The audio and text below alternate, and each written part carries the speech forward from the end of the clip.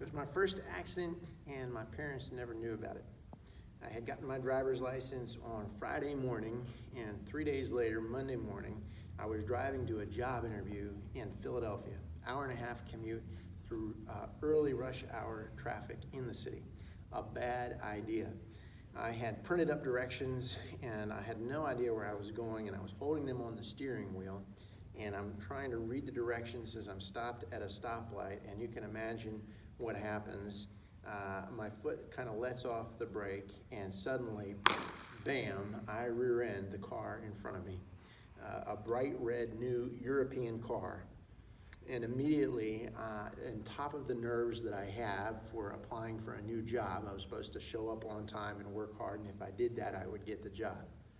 On top of all those nerves, now I have this incredible sense of foreboding and panic as I experience my first accident, and she pulls off into the parking lot next to us, and I pull in behind her, and I remember getting out of that car just shaking with my paperwork in my hands, my new driver's license and my insurance card, because I was guilty. If she had a sore neck and years of chiropractor bills, I had to pay because I was guilty. If she needed a new bumper, I had to pay because I was guilty. And I had no money. My parents weren't going to bail me out, and my prospects for making money, the way the morning was going, didn't look very good. I remember that sense of foreboding and panic as one of the worst moments in life.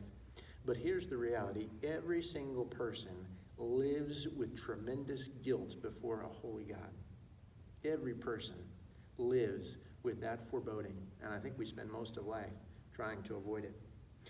Our passage this morning is Romans 3:21 through 26, and in this passage, it's going to tell us about how God deals with our guilt.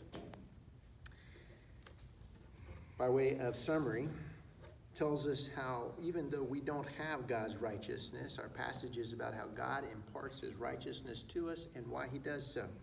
We're going to see 3 points this morning, and by way of preview, we're going to see that God has revealed his righteous standard in believers, how God has met his righteous standard in believers, and why God has met his righteous standard.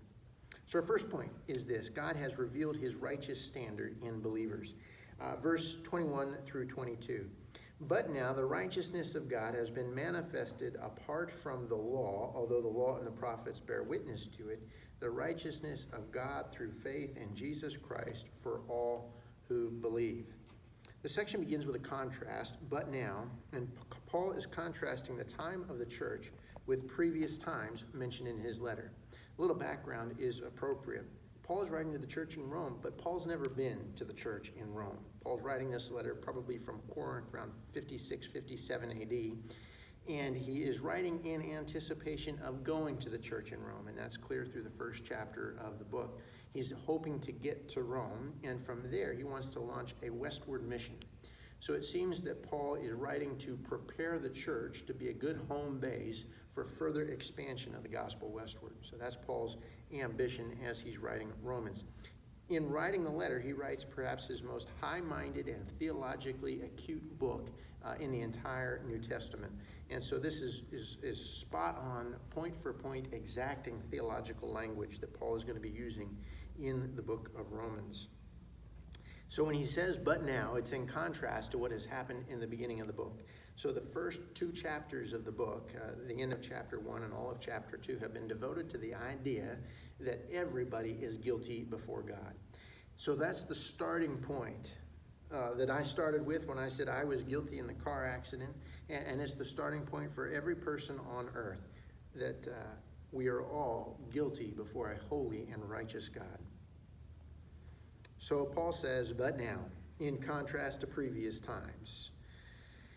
I'm reminded in this point, when we get to the righteousness of God has been manifested apart from the law, of Jesus' statement in Matthew 5:17, where he says, I have not come to abolish the law, but to fulfill it. Jesus is making 2 claims there. He is saying the law is righteous and good, and it is a good standard of God's holiness. And I have not come to abolish that or remove it, but I've come to fulfill it. So the second claim of Jesus is that he is the fulfillment of the righteousness outlined in the law. Paul's making those 2 points similarly here. He says, the righteousness of God has been manifested apart from the law, although the law and prophets bear witness to it. So he says it is revealed in the law and prophets, but it's also apart from that. Verse 22, the righteousness of God through faith in Jesus Christ for all who believe. So the righteousness is revealed in script written in stone, and it's also revealed in the life of Jesus. And remember, as we start, the context is primarily about Jesus. When the law is written, it makes people guilty. It makes them worthy of judgment because it's clear from that point forward that we don't meet the standard outlined in the law. Paul's arguing then, as he has previously, that everyone's guilty, and he's going to return to that theme. One more comment before we go on. The righteous standard of God is revealed in the law and in Jesus, but the righteousness mentioned in verse 21 and 22 isn't the righteousness of Jesus. There are 2 options to consider. It is the righteousness of God the Father, or it is the righteousness of people, of believers. Notice the last line of verse 22, for all who believe. So which is it? Is it the righteousness of God the Father, or is it the righteousness of people? I think, in fact, it's both. It is the righteousness of God imparted to people and revealed through them. The righteousness of God the Father, but it is displayed in people who believe. That means that God's righteousness is revealed in the believer. We need to unpack that. God imparts a status of righteousness to sinful people. That's the point. It's the impartation of his righteousness. It's not saying that people live holy and sinless lives from the moment they are justified before God. No, they are still sinners, but they've been granted the status of righteousness, and it's not earned. It's through faith in Jesus for all who believe. One more thing before we go on. One of the themes that runs through these verses is the theme of demonstration or showing. And just note the verbs. Been manifest is in verse 21. Bear witness in verse 21. To put forward in verse 25. To show in verse 25. And then also to show in verse 26. God is interested in showing his righteousness in these verses. How he does that is an amazing act of grace. Note in verse 21 that the verbs are related to the righteousness of God. The righteousness of God has been made manifest. It's been revealed. Verse 22 explains the means. The righteousness of God through faith in Jesus for all who believe. Before we go any further, we need to look at this term righteousness, what it means. The noun form occurs 4 times in our text, and its verb form occurs twice. The noun form is translated as righteousness, and the verb form is translated as justify. They're different words, but they come from the same lemma, so they're going to have the same letters in the root of the word. They're the same lemma. So here we're dealing with the noun, and the idea is acceptable. God is holy and pure, so only holy and pure things are acceptable to him. Another definition puts a slightly different spin on it. It says the state of being as one ought. God is just as he ought to be. He is full of integrity. There's no doubtful or inappropriate or dubious aspect to him. He is God. He is righteous. He is acceptable to himself.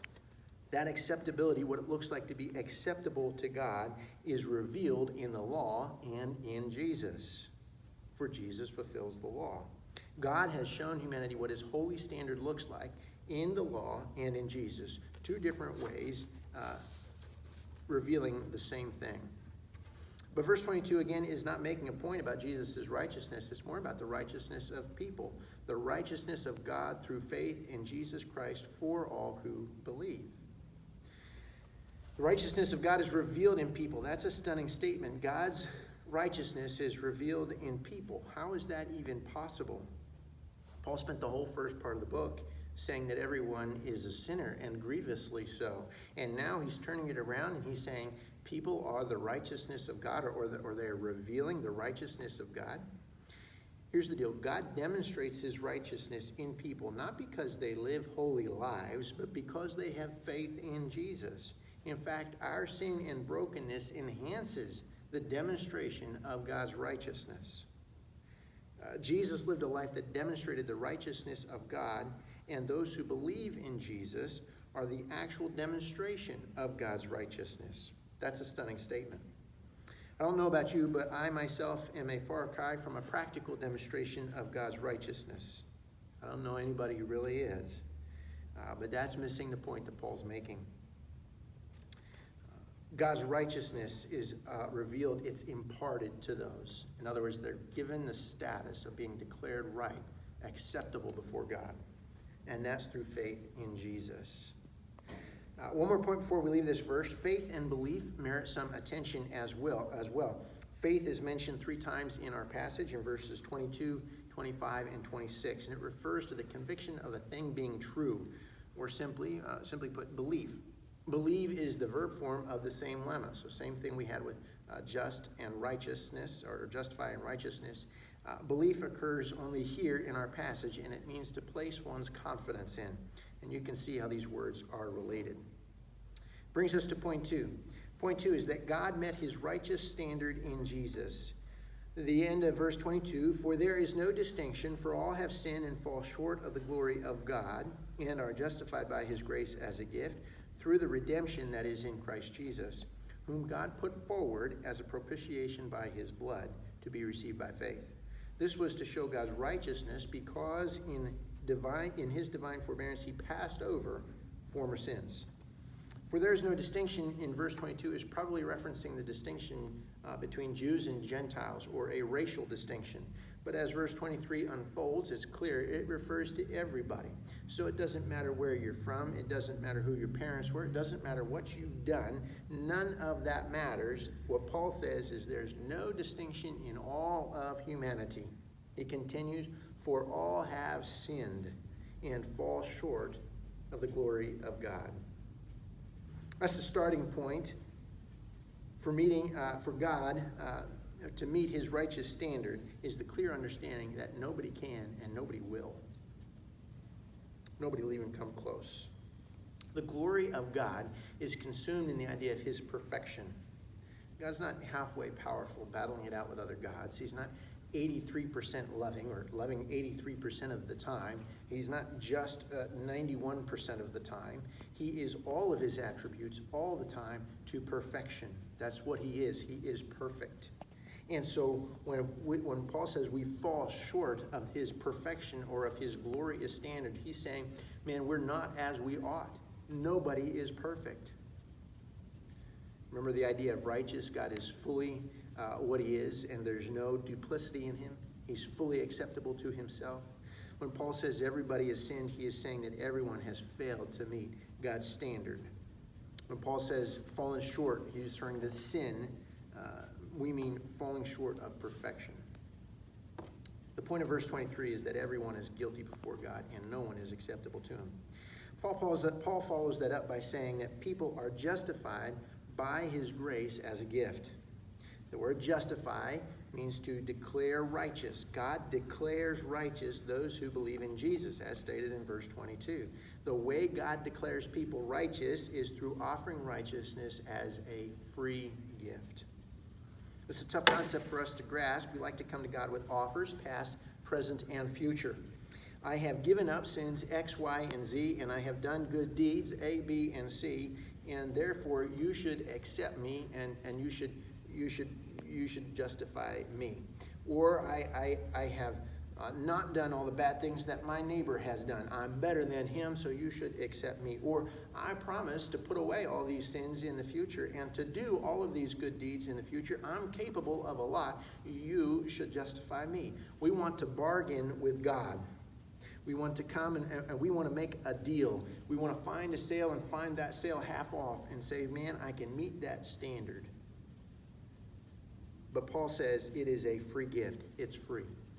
There are no bargains, no Black Friday sales on justification, no great deals. It's free. No strings attached. The way people are justified is by a gracious free gift from God. This is the redemption that is in Jesus. Redemption means ransom price. Matthew 20:28 conveys this meaning when it says, just as the Son of Man did not come to be served, but to serve and to give his life as a ransom for many. The idea is that Jesus gave his life in the place of others. He lived a sinless life and offered that as the appropriate payment, the ransom price for people. Note that Jesus doesn't have the ransom price, or he doesn't have the ransom in a bag, but that he is the ransom. Because nobody could meet God's perfect standard, he put forward his own precious Son who met his perfect standard, and then offered his life as the suitable payment for your sins and for mine. The ransom payment, our sinful status exchanged for his sinless one. Jesus is the ransom for all humanity. The justification he purchased by dying on the cross is freely offered to everyone. Makes logical sense, right? But Paul is not done. Not only is the justification purchased by Jesus, but in case you missed the point, Paul elaborates in verse 25, whom God put forward as a propitiation by his blood to be received by faith.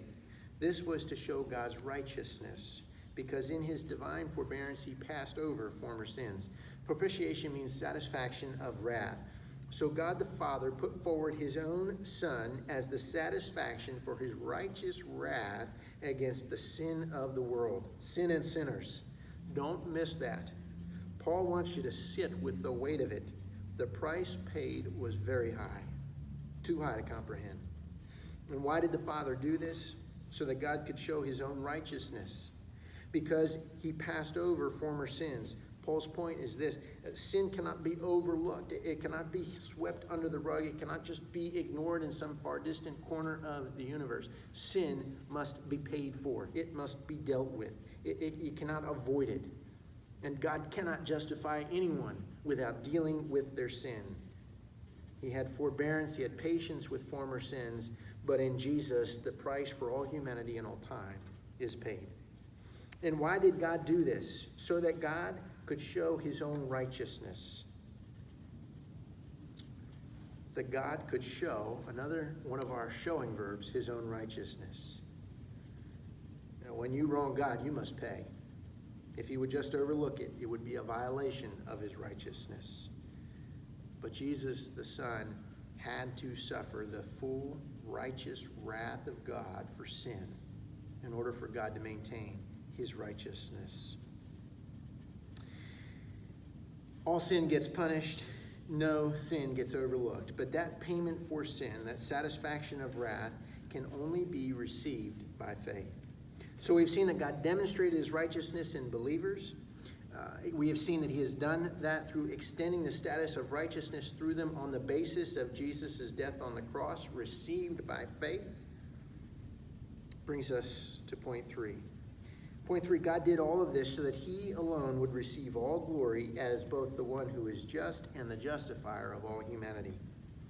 Verse 26 says, it was to show his righteousness at the present time so that he might be just and the justifier of the one who has faith in Jesus. The same themes that we've been seeing throughout the passage rise. We see the word righteousness, we see the word just and justifier, and we see the word faith. All of these words come in here.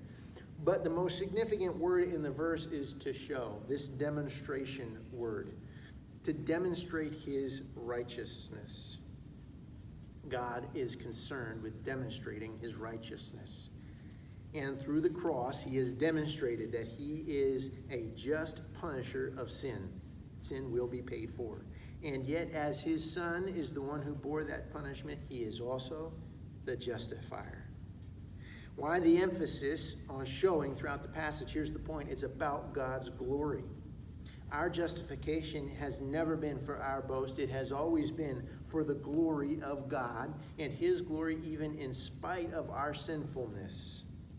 It's not an achievement that we have earned. It's for the glory of God, and that is so important. God has said he will not share his glory. Isaiah 42:8, I am the Lord, that is my name. My glory I give to no other, nor my praise to carved idols. When we make our justification about anything other than the glory of God, we are playing with fire. When we try to make promises about what we'll do if he saves us, when we try to say that we're even better than somebody else, we're trying to justify ourselves. And God won't have it. We want to claim credit. We want to say somehow we're better than, somehow we've earned it, but God won't have it. He is just, and he's the justifier. So our first application point is this. If you have never believed in Jesus alone, stop bargaining. Stop trying to earn it. Stop trying to make promises. Stop trying to weasel your way in. You are guilty before God. Everybody is. And the only way to be acceptable to him is through believing in Jesus, the sacrifice he made on the cross being sufficient to cover your sin. I have 5 kids. My oldest loves Jesus and knows his Bible. Imagine this with me, if you will. I'm standing in the front yard and I'm seeing my oldest son playing in the street with a neighbor kid. And I know my son is going to heaven when he dies because he has believed in Jesus. And I know the neighbor kid isn't. And I see a semi-truck rolling down the road out of control. And I know for an absolute fact both of those kids are going to die. Both of them are going to die. And I wouldn't do this, but imagine for a minute that I would. I say to myself, I'm going to save that unsaved kid so that he has a chance to believe in Jesus and spend eternity in heaven. So I race down, and just before that semi gets there, I tackle him, and we tumble across the road into the grass on the other side, and that semi goes right through my boy. He rolls up on the grass on the other side, this kid I've just saved, and he says to me, you know, I'm pretty quick. I was going to get out of the way. I think I'd even seen that in my peripheral vision coming down the road. I was going to be okay. As a father, what would you do? As a father, what would I do? I would pick that kid up. I'd go to the nearest overpass. I'd wait for a semi to come, and I'd drop him and see how he does. Because he has made light of my son. That semi rolling down the road is God's righteous punishment for all the sin that we've ever done. And it is absolutely unavoidable. And his son has taken that payment for us. And if we come and try and bargain with God about we have done what we will do, any of that, that is a disgrace to him. We're trying to rob God of his glory, and he will not have it. Believe in Jesus and in him alone. No bargains. For those of you who are believers, how do you respond? The first point of application for you is humility. Humility should be the overwhelming characteristic of every believer in light of their salvation. Pride, ambition, glory-seeking, this should be the last thing ever found in a believer. But I know it's so common in me. Humility should be our overwhelming characteristic. Second is this: you should tell others about the good news. Not everyone will believe. Some will hang on to their bargaining chips. Some will say, I'll be just fine. But others will listen and they will respond. So tell the good news.